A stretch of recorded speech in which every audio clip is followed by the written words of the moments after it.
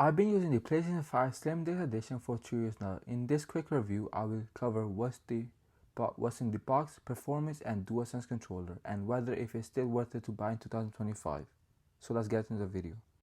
Inside the box, you get a console, DualSense controller, stand, a power cable, and the HDMI 2.1 cable.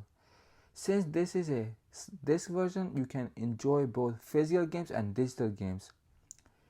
If we talk about specs and storage, the PS5 Slim runs on an 8-core AMD processor, RDNA 2 graphic, and a 16GB RAM. It includes 1TB of SSD for super fast load times.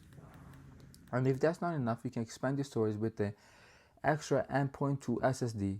Now you may be wondering about the experience of gaming, etc., right? What spec does it have? So most games running to 4K at 60 FPS with supporting up to 120 FPS on HDMI 2.1 display. That means smoother, sharper gameplay, especially for compatible titles. If we talk about RDR2, GTA 5, it will have no problem running those games. And even Last of Us Part 1 or Part 2 will run perfectly.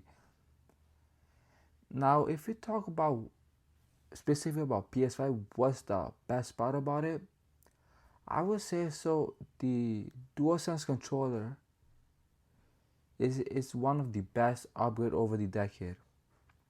The reason I'm saying this is because the DualSense controller adds adaptive triggers and detailed haptic feedback, making every action feel immersive.